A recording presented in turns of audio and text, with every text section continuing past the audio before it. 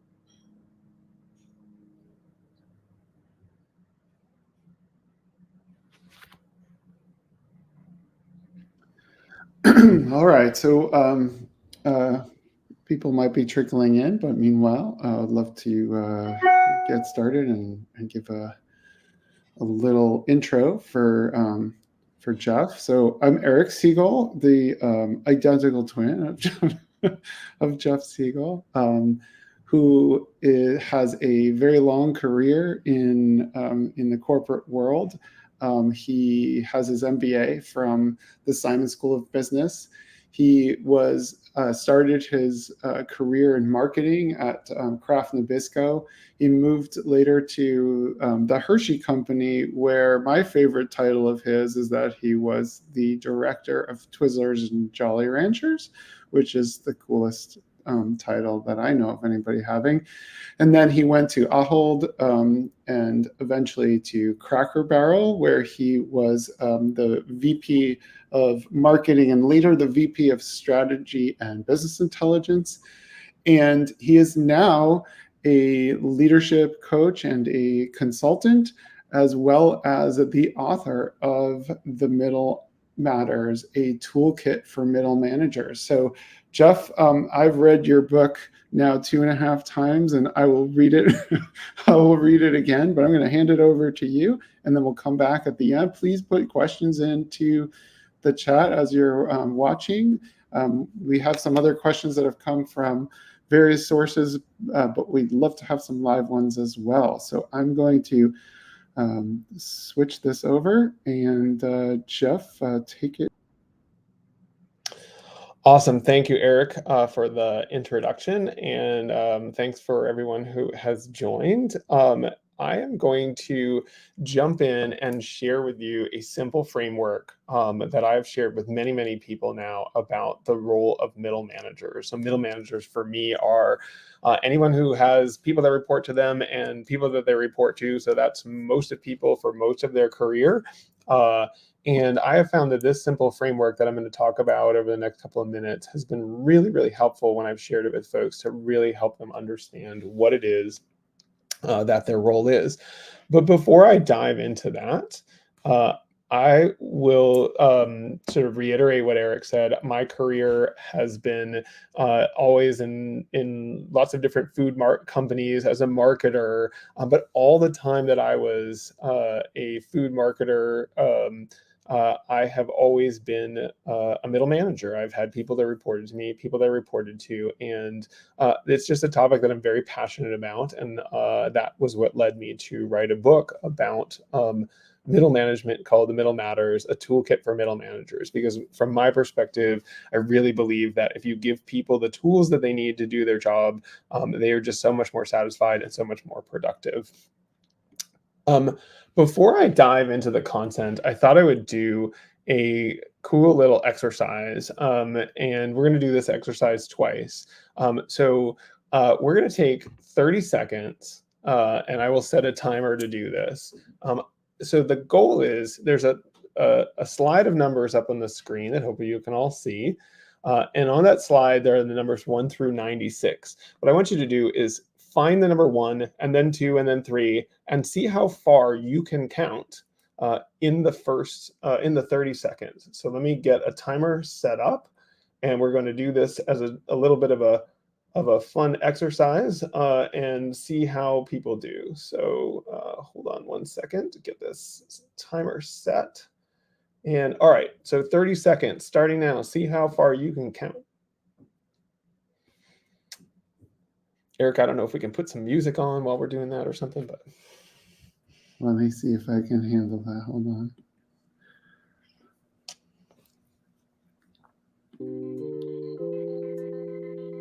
How's that? it's great.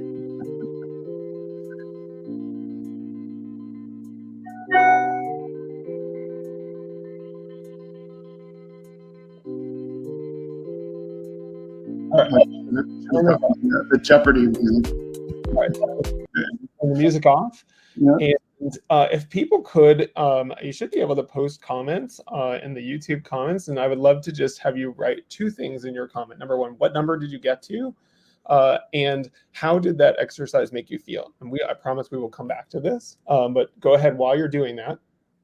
I wanted to share this next slide, and I'm not going to spend too much time going through every number on this slide, but I wanted to talk about why I believe middle management is so important. So the first thing is on the left-hand side, you can see a bunch of metrics that are really about how much and how valuable the middle management layer is in terms of creating productivity and driving results. Strong middle management layers drive better ROI, they drive better productivity, and they drive down turnover. So extremely important from that perspective.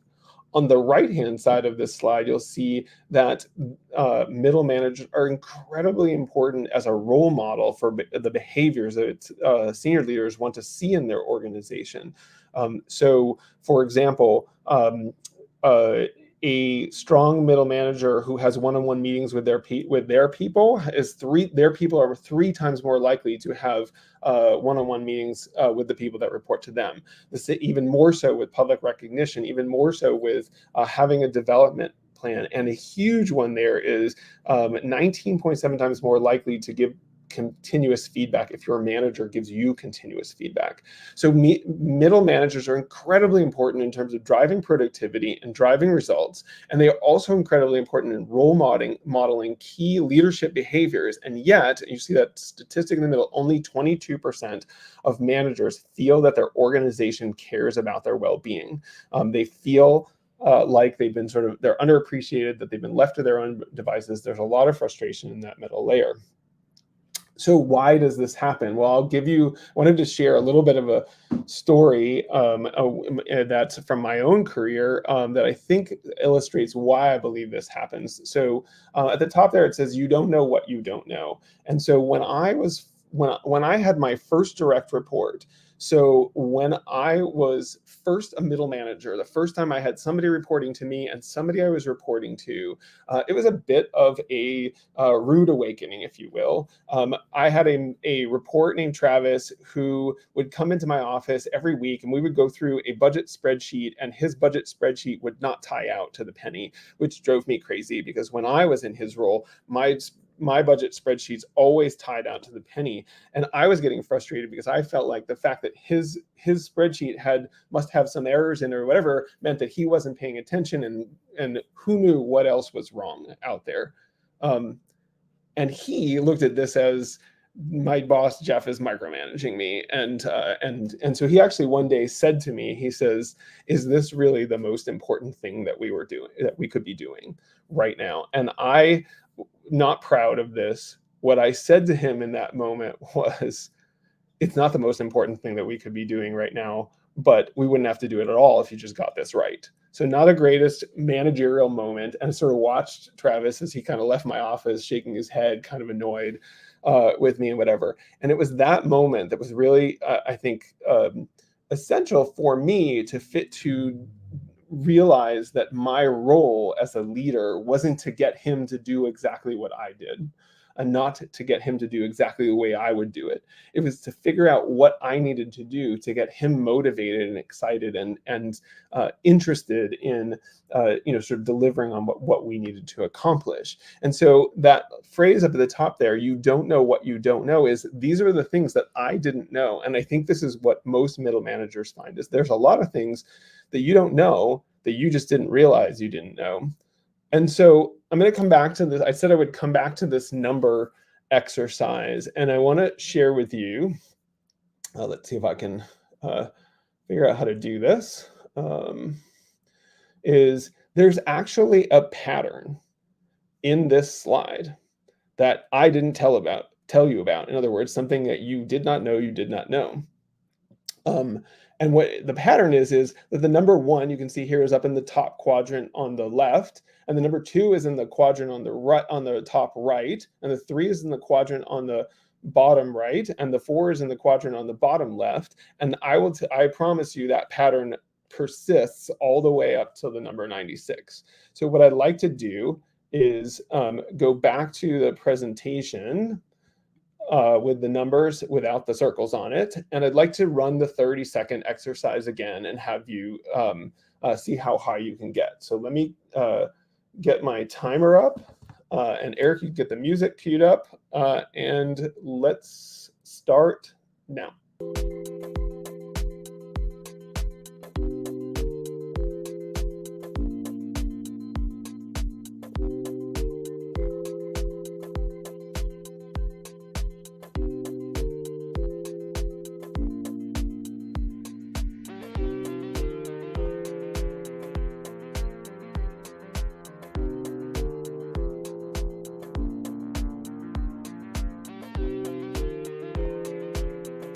All right, stop.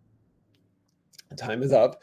Go ahead and back into the chat if you wouldn't mind, and put into the comments how high did you get, is the first thing. And the second thing is either write yes or no. Yes, I did better than the first time, or no, I did worse than the first time. What I find is that most people do better the second time. Which is not surprising. When I tell you something that you didn't know, you usually do better. And so the reality is, if you think about that exercise, is if you did it again, you would probably even do better, because once you know, you know. And so here's the thing that I feel like is really true about being a middle manager, that once you know, you know. And I have presented this idea to many, many people over the recent months, and I have found that people find this to sort of be almost a little bit of an epiphany. And that is that we all become middle managers because we were great at doing something. We were great at doing accounting, we're great at doing marketing, we're great at doing engineering, whatever it is that we were doing, we were great, and we were a really great doer. The thing that you have to change, the mindset you have to take on in order to become a great middle manager, is to recognize that you are no longer just doer. You are now doer, leader, and influencer. And even more than that, the doer role, which is the role that's about you and your relationship with your manager, is all about building credibility. Getting to the point where your manager trusts you to do the work that you've been asked to do. Your leader role is about the relationship you have with your team. And this role is all about building capacity. How do I get more productivity by empowering my team to do the things that they need to do? And the last piece, the influencer role, has to do with the fact that as you move further and further up in the organizational hierarchy, you more and more need to influence the people that don't work for you and you don't work for, meaning your peers and other senior leaders outside of your function. And so the goal with the influencer role is all about creating commitment to your ideas. So I thought what I would do is actually illustrate each of these roles, doer, leader, and influencer, with a story from my own career. So let me start with the doer story. And again, the role of the doer is to build credibility. And so I have this story that I share in my book. and I've been sharing with people for probably 5 years now, whatever. It's called Sometimes You Go to Chicago. So the background of this story is this: I had just started at a new company. In this case, it was Cracker Barrel, and I was the VP of marketing. And there seemed to be, when I looked at the research we had about our guests and our consumers, there seemed to be some missing pieces of research. Specifically, we were missing something called a segmentation. And I won't go into the details of what a segmentation is, but it's an important piece of research that you really need in order to do great marketing. And so I went to the CEO of Cracker Barrel and I said, hey, we don't have a segmentation. So I think we need to do one. And she said to me, you marketers are all the same, is actually what she said to me. You marketers are all the same. You all want to do research. And I thought, wow, I guess I didn't go about this the right way.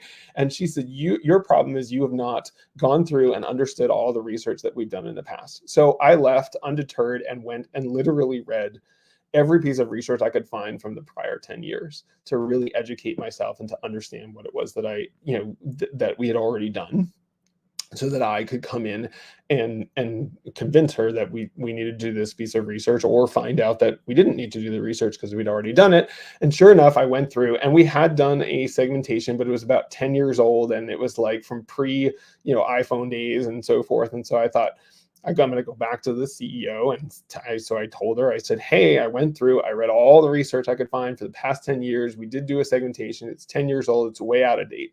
And she basically said, no, you're wrong. We did one 2 years ago.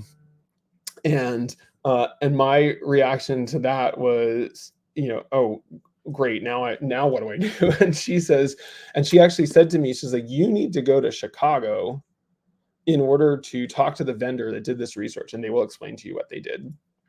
And so what do you do when your CEO asks you to go to Chicago?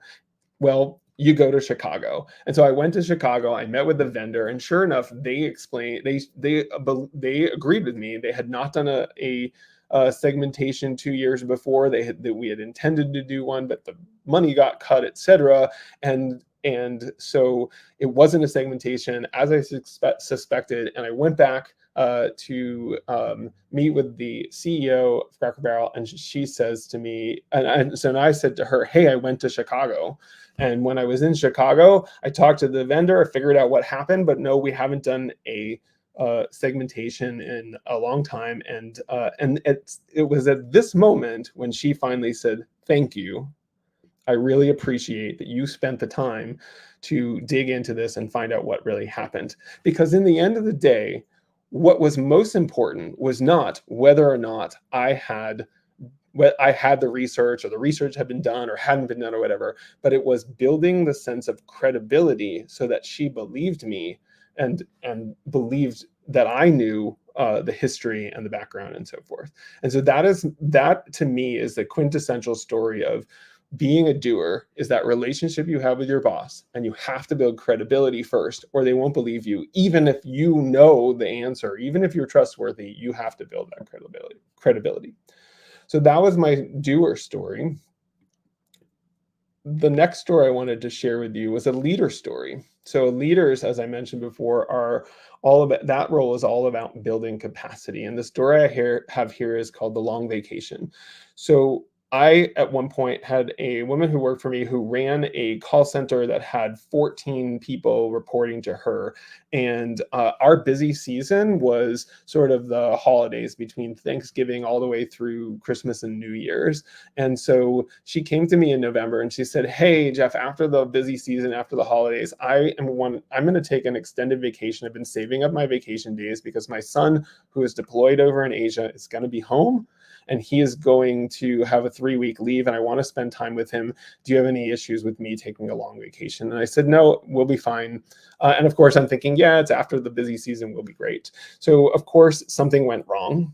It was, some IT thing went wrong with our website or whatever, and we ended up with something like 10,000 calls when we would normally have had 2,000 calls. So we were deep in a hole trying to dig out of all of these angry customers and so forth. And we were way behind. And, it's now January, we're 10,000 angry customers, behind. And Leah, my leader there, says, "Hey, I'm going off on vacation. Is that okay?" And I said, "Absolutely, go off on vacation. It'll be fine." And sure enough, it was fine. And why was it fine? Was because that team was so well trained. They knew what to do. They knew what to tell me, what kind of reporting to give me. They knew how to work and function as a team, even when Leah, their leader, was away. And so when Leah came back, she asked me, how did it go? And I said, listen, it was tough, and we got through it. And I said, I just want to commend you. I think you are a tremendous leader, because the sign of a great leader is that your team can function when you are away. And that's what I mean about leaders creating capacity. When a leader can train their team to function without their constant input, they can accomplish so much more on their own. And it also frees up that leader to go out and do other things, like helping that team so that the problem never happens again, and all those other great things that a leader could be doing if they weren't stuck in the details and trying to kind of micromanage all the work. So I always thought Leah was a tremendous leader, because her team was able to function without her. Which brings me to my third story. My third story is about the influencer role, and how influencers are all about gaining commitment. And the way I like to talk about influencers is that when you are an influencer, when you are trying to influence somebody to do what you would like them to do, you have to always remember that everyone else around you is the hero of their own story. And so in this particular story, I went in one week. Part of my job was to go in and basically deliver bad news every week. And one week I went into an executive team meeting, and I was delivering bad news that basically said that we were having issues with our operations, and that our guest satisfaction scores were plummeting, and we needed to do something about it. And I go in, and the head of operations was not happy with me at all, because I had gone in there and basically she felt like I was making her look bad. So she basically started to say things like, "Hey, I don't think these numbers are right. You need to check these, etc." And I could have pushed back because the numbers were right. There was nothing wrong with the numbers, but I didn't. What I did instead was I said, "I'm going to just take a deep breath." And then the following week, I had gone back to my team. I had them check the numbers. Sure enough, they were right.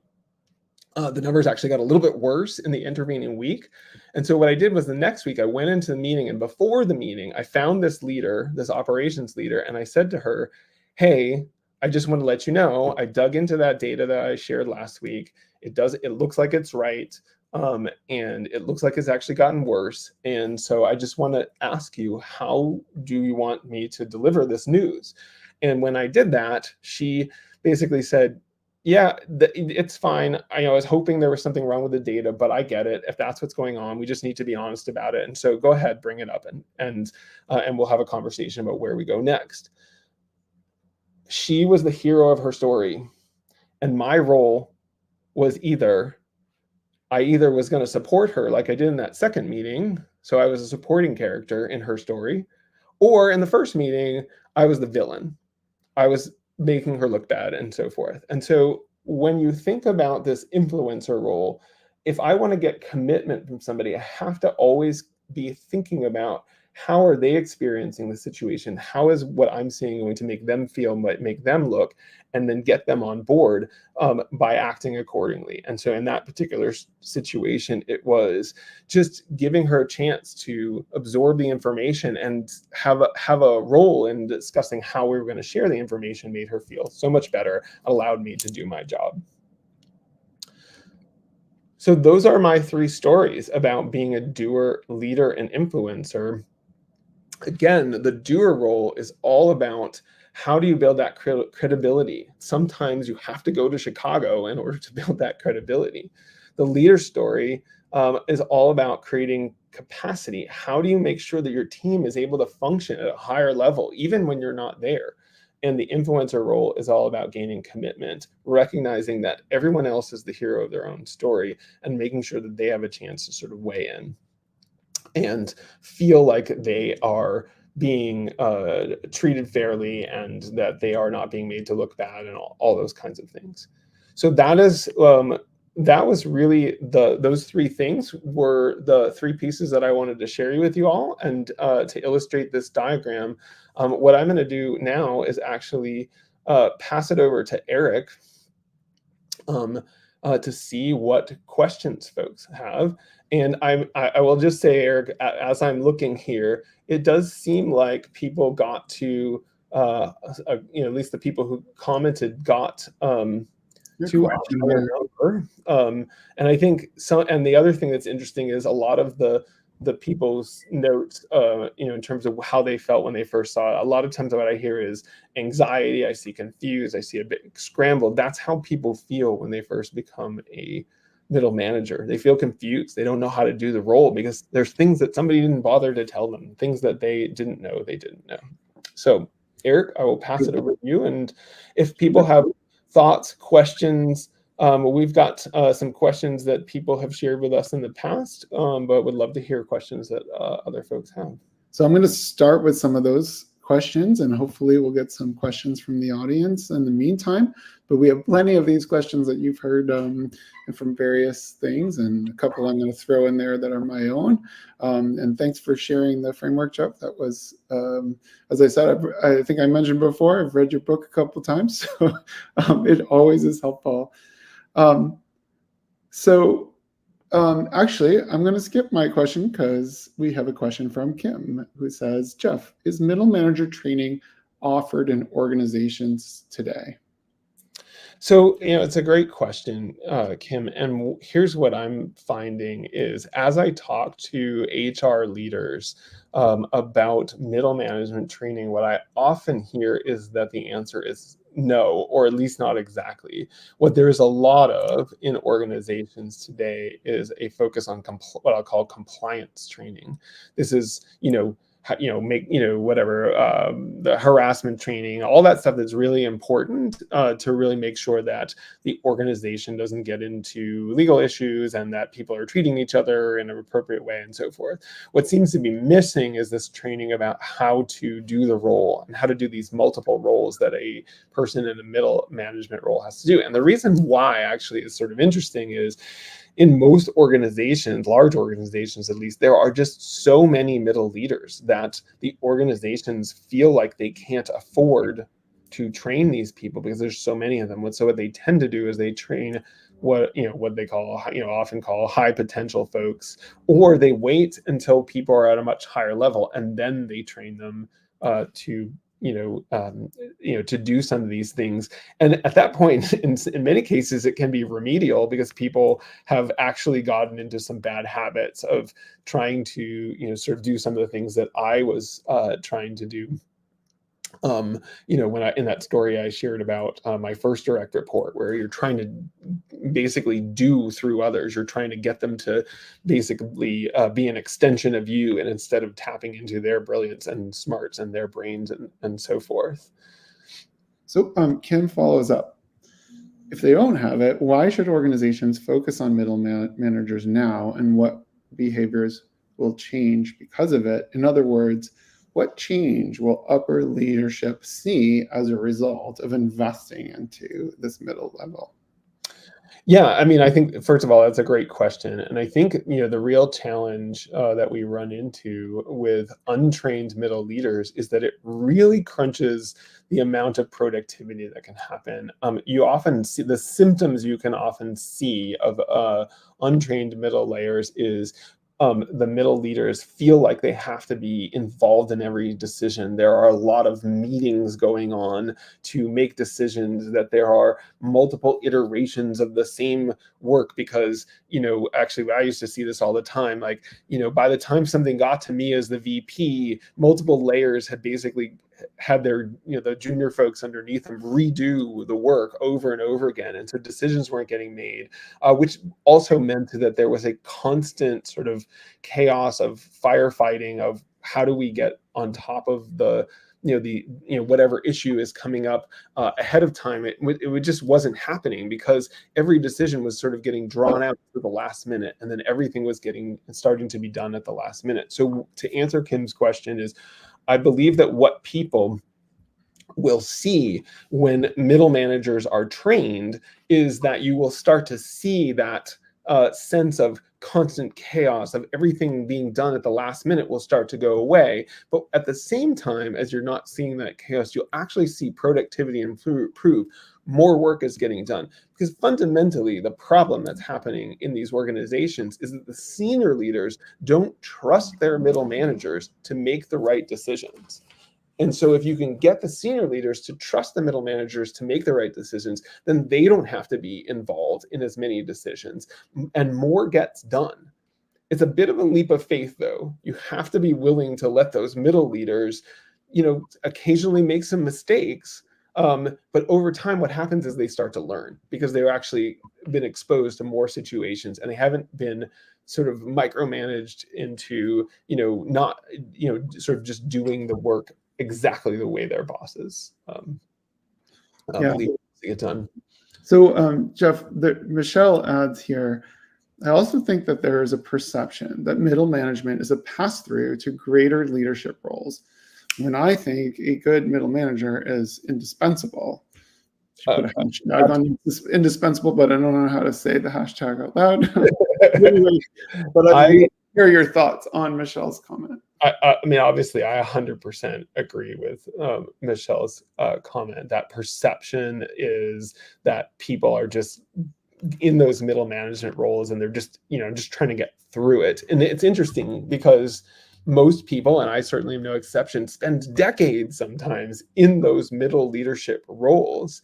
And so this view of this is just a stepping stone to get me to the next level and to the next level to the next level is very unfortunate, because it literally, what happens is when you have middle leaders who don't know how to lead and they do some of those sort of behaviors that cause the team to, kind of not be able to achieve its full potential and so forth, is that those people are the role models that the people below, that are coming up behind them have and for their leadership approach. And so what ends up happening is you end up with leaders with a certain style that basically works to some extent, but isn't necessarily as great as it could be. And then the people that report to them see that style and they go, I guess that's what I need to do. And so they end up doing it again.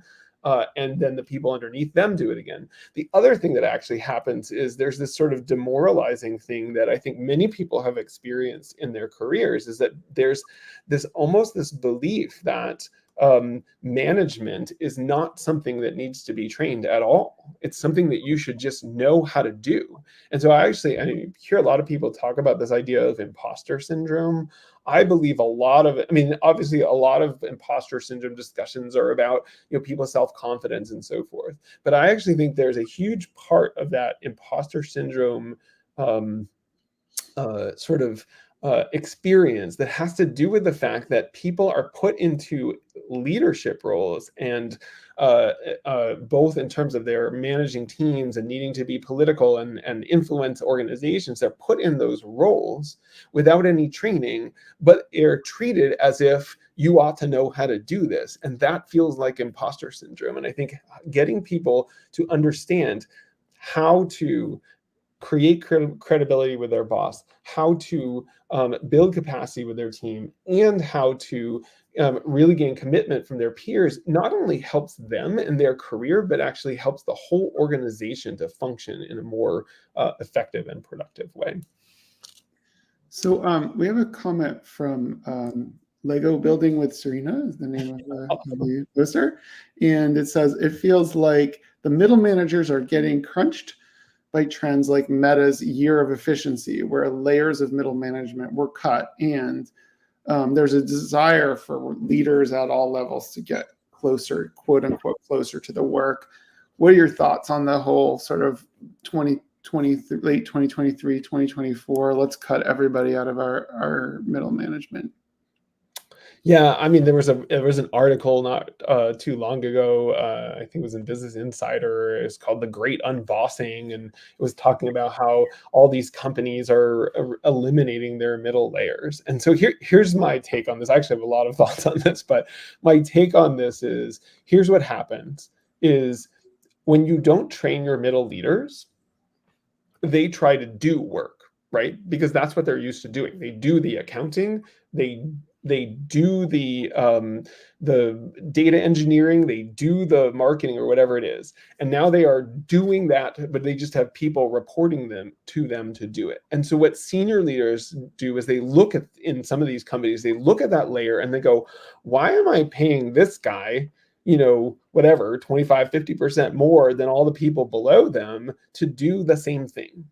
And so the reaction to that is the middle layer isn't really doing anything. Let's get rid of them, because they don't know how to train people. They don't know how to elevate their people, et cetera. So we're just going to wipe them out. And then we're going to have the VPs with all the individual contributors reporting directly to them, and they'll just get much more focus and learn from people who are much further along in their career and whatever. And the reality is it doesn't work. And I can tell you it's not going to work this time, and it hasn't worked. I mean, I've seen this process happen. It's like a cycle that happens across. I've seen it across my career where, like, multiple times in my career, this companies have said, "Oh, we're going to get rid of the middle layer," and they get rid of them, and it always grows back.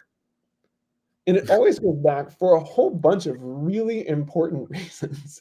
One of those reasons is you have to have career progression for people. They need to be able to move up. And by the way, the reason that those middle managers aren't leading great is because nobody ever bothered to teach them to lead, because they had a VP who didn't have enough time to spend with them to coach them on how to lead and grow and so forth.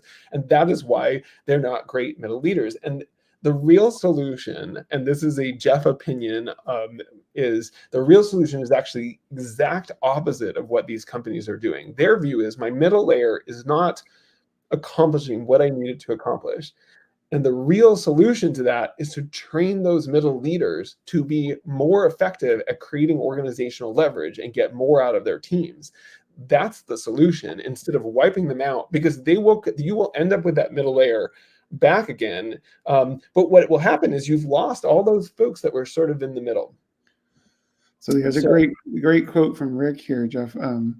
In the military, there's an emphasis on mastering the basics. The idea that once low-level skills are truly mastered and internalized, there's more bandwidth to, I think is a great bandwidth to incorporate new skills. Well, absolutely. And I think actually, there's a story actually in my book where I talk about somebody who was reporting to me, who came to me after a year in her role, and she basically said, I think I've mastered everything I need to in order to do this role. And my reaction to her, and so she wanted to move back into a different part of the company that, she'd come from one part, she wanted to go back there, whatever. And I said, listen, if you want to move back there, we can talk about how to do that, but your reason for moving back there is not the right reason. I said, in my experience, it's the moment when you believe you have learned everything you need to learn, when you actually start learning. For the reason that Rick mentions, is this idea of, if you can master the basics, it actually opens you up to stop thinking about just the basics and really start thinking about the bigger picture of how the pieces fit together. And like, you're not focused. I mean, this is true of any skill that you learn. If you're so focused on the mechanics of how you're going to do something, you can't really learn and grow. All you can do is continue to master those basics. And once you get past that and you don't have to think about those basics, that's when you really start to grow and learn and become great at your job. So it's true of leadership as much as it is true of accounting or marketing. So Jeff, two things I'm going to do. One, I'm going to read a comment from Kim, because I think it's a really nice comment that you should hear. And then I'm going to ask you one of my questions. So here's Kim's comment. Jeff, do you realize you are creating a middle manager movement, and you are a founding father? This is so very necessary and could be the wake-up call organizations need to catapult the managerial skill set. So thanks, Kim, for that. So I'm going to actually shift the conversation a little bit, because you can get a little bit more into maybe some of the detail stuff, which is, one of the questions that I have on the list here is, what are the most common challenges you hear about from middle managers? And actually, I think I'm going to skip over that question and go into a detail of that question. Is a lot of people, I think, as doers, feel like their boss is micromanaging them. And we've talked about this a few times, but I'd love to get you on that topic of what do you do when you feel like you're being middle managed?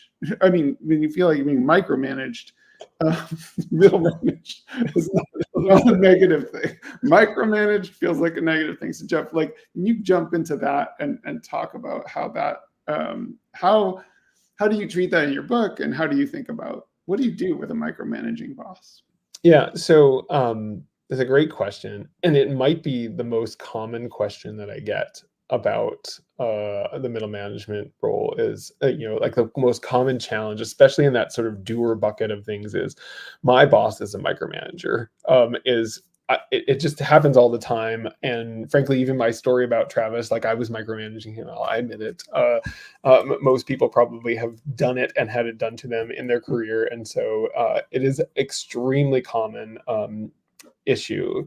So the first thing I want to do is actually, so you've got the my Venn diagram over there on the screen, right? And one of the things that I do when I do group coaching classes, I introduce this framework, and then I ask people to classify what kind of problem they have. And so when somebody says, "Oh, well, my problem that I have is my boss is a micromanager," and so I often say to them, I said, well, is that a doer, a leader, or an influencer problem? And what's really interesting is a lot of people say it's a leader problem because they are thinking about the problem from the perspective of my leader is micromanaging me. So that's a leader problem. I have a leader problem. But that's not what this Venn diagram is about. This Venn diagram is about your roles. You are doer, leader, and influencer. And so in the situation where you are being micromanaged, you are not the leader and you are not the influencer. You are a doer. And that's why I say that doer relationship, that doer role is about the relationship between you and your boss. And in this case, you've got a boss who's managing you. So once you recognize that this is not a leader problem, it is a doer problem, you can sort of step back and say, well, doer problems are generally problems of credibility. So what's interesting is with a micromanager is you have a credit as a person being micromanaged, you have a credibility problem. And I always like to point out, just because you're basically, when I say you have a credibility problem, is your boss doesn't trust you. So which is true in a micromanaging situation. That's why they're micromanaging. They don't trust that you can get the work done. And what I always like to point out to people is that just because your boss doesn't trust you doesn't mean that you are not trustworthy. You may be perfectly capable of doing the job without their constant intervention and micromanaging or whatever, which is what you feel like or whatever. And they keep intervening, which is extremely frustrating. But the reason they're intervening is because they don't trust you, that you haven't built enough credibility with them. And so what's really fascinating, I find, is the best solution to a micromanager problem is actually to focus on it. You almost have to lean into the problem and focus on how do I create more credibility. So what I always tell people is give your boss more details. Be even more on top of it than you would have ever expected. In fact, sometimes you have to give them so much information that they kind of go, enough, I got it. You don't need to keep telling me this stuff. So as an example, I've suggested to people who are being micromanaged, like every Friday, or whatever, write an email that says, here's all the projects that I'm working on, and here's all the statuses and all the things that you could possibly ask for. And at some point, they're going to be like, okay, stop. And it's funny because I've given this advice to multiple people now, and every time I give it advice, they try it and it works. Is when you have a micromanaging boss, you kind of have to, kind of feed them so much detail and so much information that they kind of back off. And once they've done that, by the way, you will have established the credibility, and they will start to back off on other things because they know you're on top of things. So many people react to the micromanager by saying, I shouldn't have to do that. And that's fine. I always say to people, the word should is like the worst word in the English language because you shouldn't have to do it. I agree. But in this case, it doesn't matter. You can't change your boss. What you can do is change how you work for them. And by working for them in a way that shows that you are on top of the details, you will get them to kind of get off your back. Yeah, and Jeff, that's my experience as well with that, because I did that even before I read your book. I did that where I would do the Friday afternoon thing, and it's like they read the first two and then they ignore the rest of them. It's just you just have to do it until they get the sense Right. of, oh, okay, there's a lot more there. So my next question for you, Jeff, is another one that comes up, I think, a lot, and you and I have talked about a bunch of times. It's just this concept of you need to be more strategic. That's that. What I guess you could take that from both, like how do you receive that as a doer?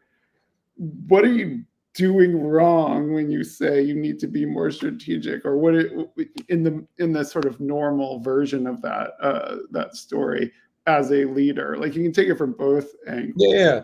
So, it's interesting that it is quite common, I feel like, that people get that feedback. You need to be more strategic, and some of the worst feedback that you can give as a leader, because nobody knows what being more strategic is. Frankly, if they knew what it was, they would probably be doing it. And so I actually had this situation at one point. So it was I had somebody reporting to me as a manager, and there was an associate reporting to that manager that who we wanted to promote. And we both agreed that she was almost ready to be promoted, but she wasn't strategic enough. And so he went off and told her, hey, we're almost ready to promote you, but you need to be more strategic. And so what do when you are need to be more strategic is you write a PowerPoint deck, right? I mean, what says strategy more than a bunch of cool slides and whatever. And so this poor associate put together a PowerPoint deck that basically made zero sense. Not because she didn't do not because she didn't do a good job of putting together the slides, but because it wasn't a strategic question that she was answering. And so I said to um, the manager, the guy in between, I said to him, hey, I don't think that she knows when you say strategic, what strategic means. Can we define the specific behaviors that we are looking for so we can give her a sense of exactly what she could do? So what does strategic look like? Well, if you identify questions that are important that maybe other people haven't noticed, that you dig into those questions, into the details to see if you can figure out what's really going on, get at root causes, and then you come up with recommendations on what we should do, options, etc. And then you say, this is the option I think we should focus on. And come with a solution, and then you present it clearly and with confidence. And so we basically laid out that list of behaviors and basically said to her, here's what we're looking for. You show up with these, ideas, blah, blah, blah, all that stuff. And literally, it was like a light switch went on. Like the next couple of weeks, she was just like, wow, this person really is being strategic. And I asked her after that whole situation, I said, what was it? She's like, well, I just didn't know what you were asking me to do. Right. And so I think the tricky thing is, if you are a leader and you're asking the people that work for you to be more strategic, you have to define the specific behaviors that you are looking for. And I think the courageous thing that I would ask people who get that feedback to do is to say to them, if your boss says you have to be more strategic, you need to basically ask the question, hey, can you please help me understand what that would look like? Which isn't easy with every boss, but I think if you are able to do that with your boss and so forth, asking that question and say, help me understand specifically, what does that look like? If I were being more strategic, I would do what, and what, in order to really understand. Because if you can't define the behaviors you're expecting people to do, they won't do them. So Jeff, Michelle adds a comment here, going back to the micromanager piece. Says, in part, I disagree. This is about the micromanagers. Okay. There can be other factors at play. I think micromanagers don't necessarily want to leave aside what they are good at or think they are good at, and also want things only their way. Lots of petty tyrants in middle management creating make-work projects. what is your thoughts on in I response? mean, so first of all, I think I'm in complete agreement that the part of the problem for folks in that are acting as micromanagers is they do not want to leave us. They can't let go. They do not want to let go of being like they literally their identity is tied up in I am a great, I don't know, whatever budget person when like I am like I didn't want to let go of the budget has to be ticked and tied down to the penny. I did not want to let that go. That was why I was micromanaging. I couldn't uh I couldn't move past that. Um and so again, though, I still think that the answer is, and I know this is always frustrating to people, is you have to sort of lean into what it is that you're being asked to do. Like, do it at the level of detail that they want. There's actually a really great story about this in the Seven Habits, Stephen Covey's book, The Seven Habits of Highly Effective People, where he talks about this leader this CEO, I think it was, who was just a micromanager to the nth degree, and there was a leader underneath him, and that leader underneath him. Actually, everybody underneath him is like, oh my gosh, this guy is a tyrant. He's constantly asking us to do all these things and it's crazy and whatever. And there's one guy who basically is like, I'm just going to do everything he asks the way he asks for it. And eventually what happens is that the CEO says of that one guy, he's like, I love having, whatever we'll call him Joe. I love having Joe on the team. He gets it. Because the guy finally was like, finally, there's somebody on my team that I can give this to and I know it will get done the right way.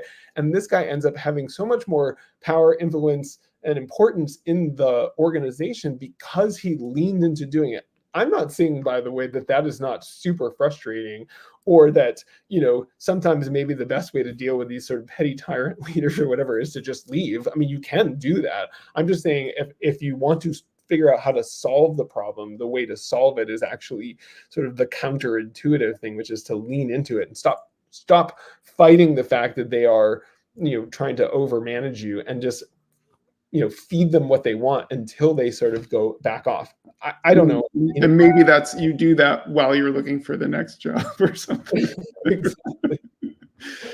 We're coming towards the end of the hour, and this is fantastic to hear you talk. And as I said, I always enjoy talking about these things. But I've actually read your book a couple times as you've been writing it. And before the end of the hour, it'd be great to maybe switch over to the slide that you have showing different ways to get in touch with you and or next steps.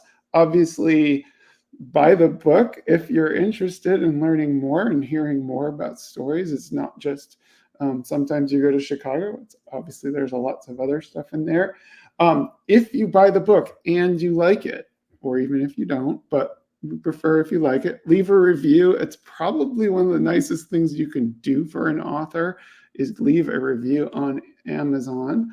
Obviously, spread the word. If you like the book, tell people, tell more people about it. And then introduce Jeff to your HR team, or if you are an HR person, reach out. Jeff and I have a podcast as well, and Jeff has called Twinning Strategy. It's not on this topic, but feel free to watch that. And Jeff also has a newsletter, which some of you may already be subscribed to on LinkedIn. Jeff, go ahead. You want to jump in on this? Yeah, no, I was just going to say, I've got up here a QR code for the book. If you're interested, I would love to get this book in as many hands as possible, as Eric said. Great feedback on the book so far, so please check it out if you're interested. The second thing is, Eric mentioned my newsletter. Actually, right now I just launched this morning a Middle Management Matters survey. So if you want to participate in the survey, and then at the end of the survey there's a link for my newsletter if you're interested, if you haven't been following that. And then the last thing is, you've got the survey in the book. And the last thing is just if you're interested in contacting me about offerings that I can do, either coming to or doing lunch and learns or workshops, or my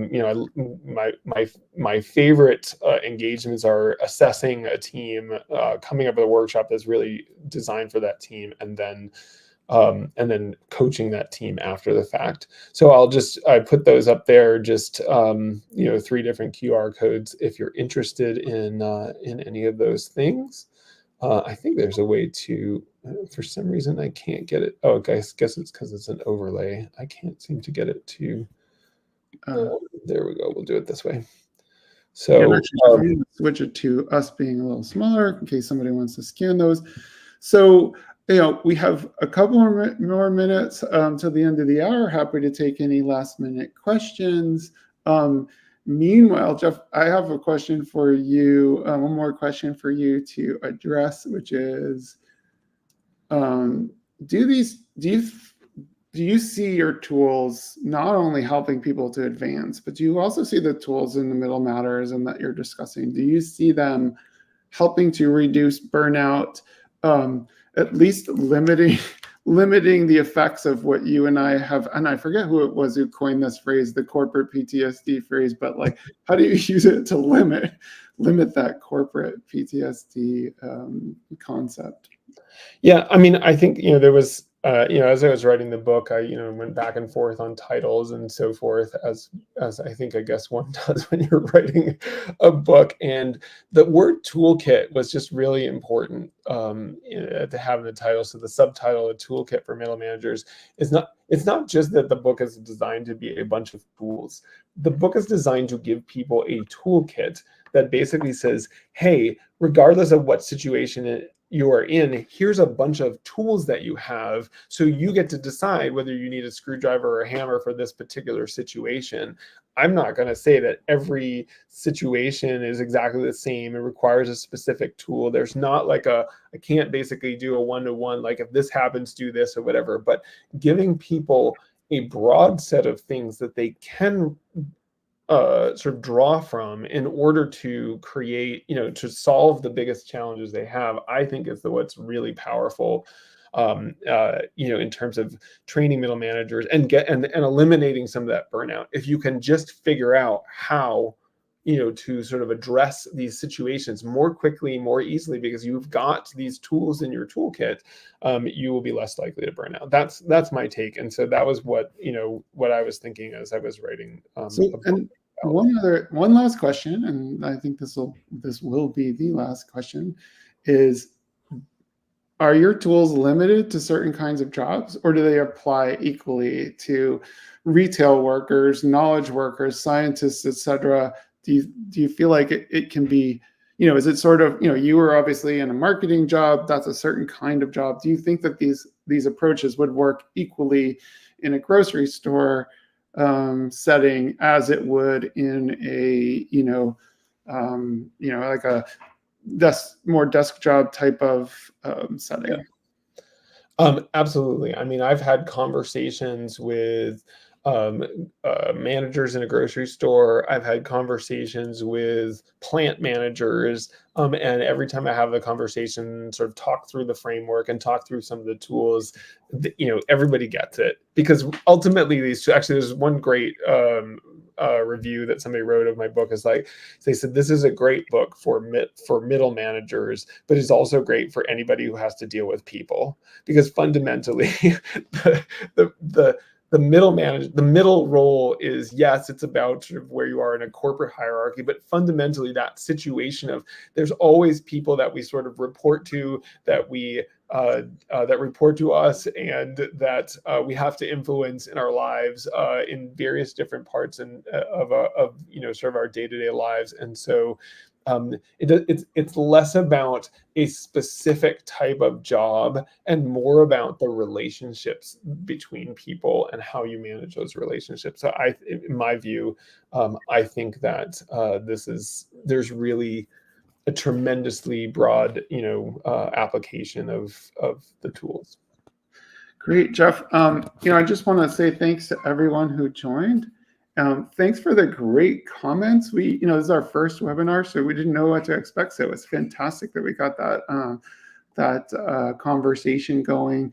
I hope people, if they're interested, will, as I said, buy the book, reach out to Jeff, and keep in touch. So thank you so much for your time. Jeff, do you have any last second words before we run out of the hour? No, I would just say thank you to everyone, and reiterate that, and just say good luck out there. It's there's always challenges, so I just wish everybody luck, and hope that you found this helpful. Thanks so much. Thanks, Jeff.